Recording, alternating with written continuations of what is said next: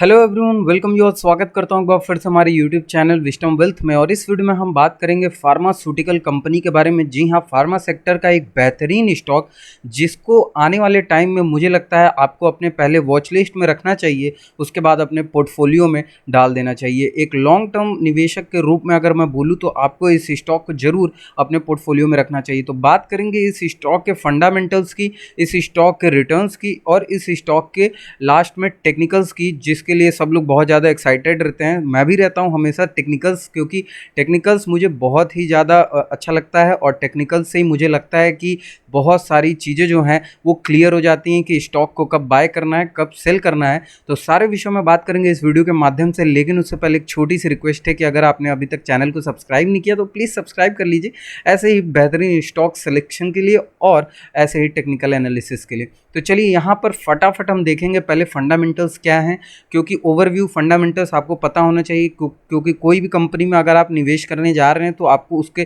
थोड़ा बहुत ही ओवरव्यू, एकदम जो मेजर टर्म्स हैं, मेजर पॉइंट्स हैं, उसके बारे में पता होना चाहिए। तो चलिए जल्दी जल्दी देख लेते हैं। 6,530 करोड़ का इसका मार्केट कैप है। अभी मैंने नाम नहीं बताया, मैं नाम जैसे ही ये ख़त्म होता है बस मैं 2 मिनट में डिस्क्लोज़ करता हूँ। और इसका 6,530 करोड़ का मार्केट कैप है इस स्टॉक का। 264 यानी 264.05 6,530 करोड़ का यहाँ मार्केट कैप है और करंट प्राइस जो है वो है 264 का। तो अपने आप थोड़ा सा अगर आप देखें डिफरेंस करंट मार्केट प्राइस और मार्केट कैप के बीच में, तो कहीं ना कहीं अभी ये स्टॉक मुझे लगता है एक अच्छे लेवल्स पर है बाइंग करने के लिए। आगे भी बात करेंगे, लेकिन उससे पहले देखिए 52 वीक्स हाई और लो देख लेते हैं। तो 267.90 का यहाँ 52 वीक्स हाई और 84 का 52 वीक्स लो है। Now come to book value, 74.56 book value है आपका। और स्टॉक पी का यानी कि stock price to earning ratio की अगर मैं बात करूं तो वो है 19.01 का।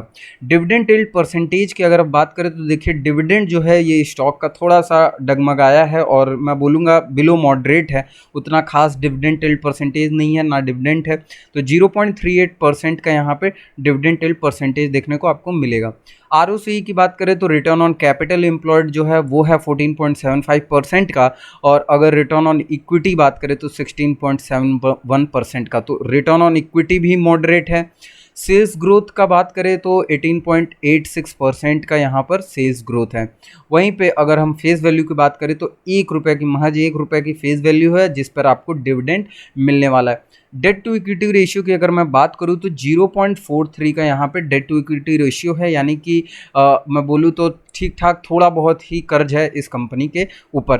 तो ये थी मोटा मोटी बात इस कंपनी के बारे में, इस स्टॉक के बारे में। अब जल्दी से मैं नाम दिखा देता हूँ आपको इस स्टॉक का। जी हाँ, है granules India limited. Granules India limited pharmaceutical ingredient selling करती है ये और मैन्युफैक्चरिंग करती है। इसी सारे चीज़ों का इनका कारोबार है ग्रेन्यूल्स का। और अगर मैं बोलूँ तो साथ साथ अभी रिसेंटली इन्होंने अपने जो मैं बोलूँ तो मैन्युफैक्चरिंग है मेडिसिन का, तो वो भी अभी स्टार्ट किया है। अभी तक ये उसके इंग्रेडिएंट सप्लाई करते थे बहुत ही हाई लेवल पर, एक्सपोर्ट इंपोर्ट जो भी था, लेकिन अब ये धीरे धीरे खुद के मैन्युफैक्चरिंग में लग गए हैं। और ऑलरेडी बहुत ही छोटे स्तर पे पहले ये थे, लेकिन अब रिसेंटली जिस तरीके से केपेक्स यानी कि कैपिटल एक्सपेंडिशन जो हुआ है इनका, वो बहुत ही बेहतरीन हुआ है। अब अगर यहाँ हम बात कर लेते हैं, जल्दी से देख लेते हैं इसके रिटर्न्स की, तो क्या रिटर्न्स रहे हैं पिछले कुछ स्पैन पे, 6 स्पैन पर बात करेंगे। वनडे को ज़्यादा कंसिडर नहीं करना है अपने को, क्योंकि वनडे पे तो ट्रेडिंग जो करते हैं उनको ही ज़्यादा, ट्रेडिंग वालों के लिए ही है। तो ये मैं एज अ लॉन्ग टर्म निवेश के लिए बात कर रहा हूँ। तो वनडे पे देख लेते हैं। हाई जो है 267.89 का हाई है, लो है 243.65 का और रिटर्न्स जो है वो है 7.42% का रिटर्न। 1 वीक पे अगर हम बात करें तो 267.89 का यहाँ पर हाई है और 227.60 का लो। रिटर्न्स वहीं देखिएगा तो 12.76% का यहाँ पे रिटर्न्स है 1 वीक के स्पैन पर। मंथली स्पैन पर अगर रिटर्न्स की मैं बात करूं तो आपको दिखने को लग रहा होगा कि 22.92% का यहाँ पे मंथली बेसिस पर यहाँ पर रिटर्न देखने को मिला इस स्टॉक में। वहीं 1 ईयर के टाइम स्पैन पर मैं बात करूं तो रिटर्न्स जो हैं वो 182.25% के रिटर्न्स हैं। तो अपने आप में बहुत ही शानदार रिटर्न्स हैं, दमदार रिटर्न्स हैं। और मुझे लगता है कि जिस तरीके से मैक्स और 5 ईयर के स्पैन है, मैं उसको भी दिखाता हूँ और जल्दी डिस्क्लोज करूँगा। और ये हैं 167.39% के रिटर्न्स, यानी कि पैसे जो हैं 1.5 गुना हो गए हैं 5 ईयर के स्पैन पे। और अब अगर मैक्स टू मैक्स की बात करें तो कहीं ना कहीं यहाँ 2435 यानी कि 2435.28% का यहाँ पे रिटर्न्स देखने को मिल रहा है।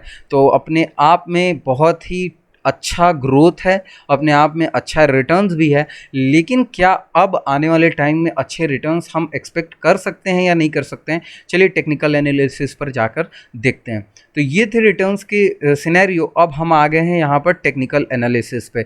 अब टेक्निकल्स क्या बोलता है, क्या टेक्निकल के ऊपर हमें विश्वास करना चाहिए या नहीं करना चाहिए, उसके बारे में भी हम बात करेंगे। तो देखिए यहाँ पर मैंने 1 मंथ का टाइम फ्रेम लिया है आपके सामने और ग्रेन्यूल्स का 1 मंथ का टाइम फ्रेम है।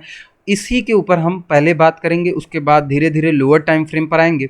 रीज़न क्या है 1 मंथ के टाइम फ्रेम को लेने का, मैं बोनस पॉइंट के रूप में आपको बताना चाहता हूं कि अगर कोई भी स्टॉक, जी हाँ ध्यान से सुनिएगा, अगर कोई भी स्टॉक मंथली ट्रेंड में बुलिश है तो वो अपने सपोर्ट पर 80 टू 90% चांसेस है कि अपने सपोर्ट को रिस्पेक्ट करेगी। जी हाँ, अब ये हो गई पहली चीज़। अगर बेयरिश है तो 80 से 90% चांसेस है कि वो अपने रेजिस्टेंस को रिस्पेक्ट करेगा।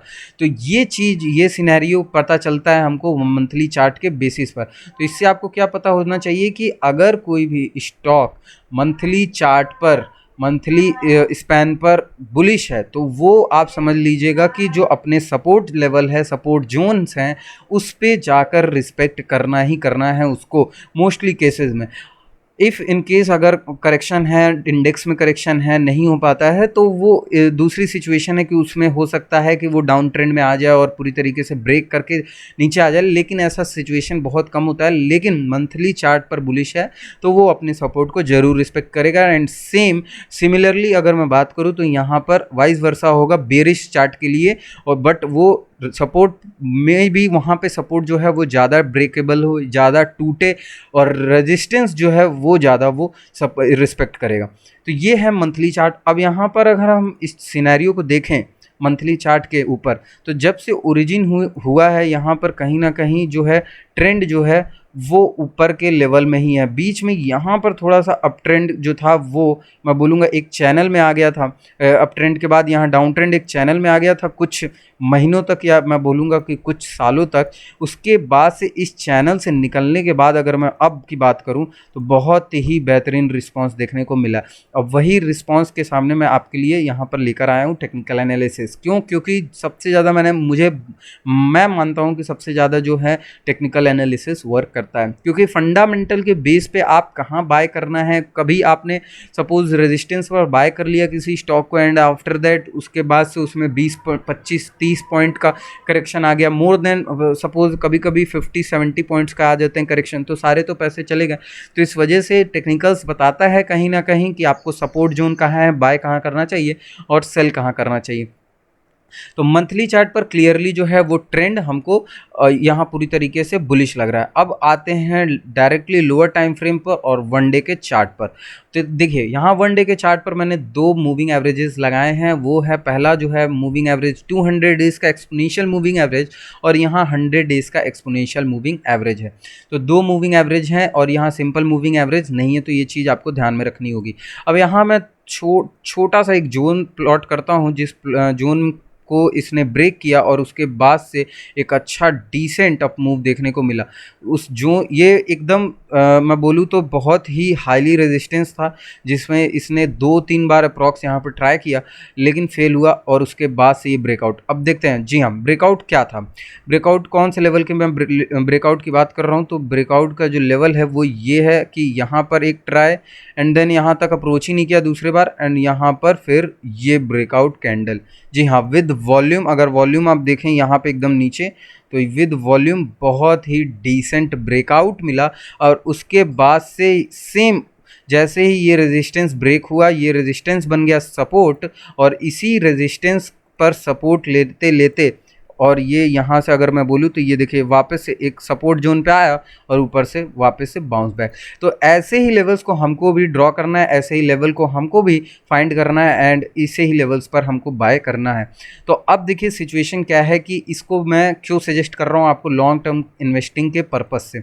रीज़न ये है कि कहीं ना कहीं जो क्वार्टरली रिजल्ट्स हैं इसके अच्छे आ रहे हैं, पीएनएल की अगर बात करें तो वो भी काफ़ी अच्छे हैं, बैलेंस शीट भी अच्छी है। लेकिन अगर हम यहाँ पे बाइंग की बात करें तो वो अभी इस लेवल पर बाइंग डेफिनेटली नहीं होगी। हाँ, उनके लिए जो है, जो पोजिशनल बाय करना चाहते हैं, शॉर्ट टर्म एकदम बाय करना चाहते हैं, उनके लिए मैं बोलूँगा कि जिस तरीके से ये क्लोजिंग हुई है लास्ट ट्रेडिंग डे की, जिस तरीके का वॉल्यूम है उसमें आप, मैं बोलूँगा कि वन डे पे आप 10 पॉइंट या मैं बोलूँगा 5-10 पॉइंट के लिए एंट्री ले सकते हैं कल के ट्रेडिंग सेशन में, यानी कि जो भी नेक्स्ट ट्रेडिंग सेशन मंडे से शुरू होगा। तो ये सिनेरियो आपको करना चाहिए। अदरवाइज आपको बहुत ही लॉन्ग टर्म के पर्सपेक्टिव से लेना है तो मैं बोलूँगा आपको इस लेवल पर ना लेकर, जो ऊपर के लेवल्स हैं वहाँ ना लेकर, आपको लेना चाहिए इस लेवल्स पर जो कि है 231 के लेवल्स। जी हाँ, ये लेवल आपके लिए बहुत ही अच्छे लेवल्स होंगे।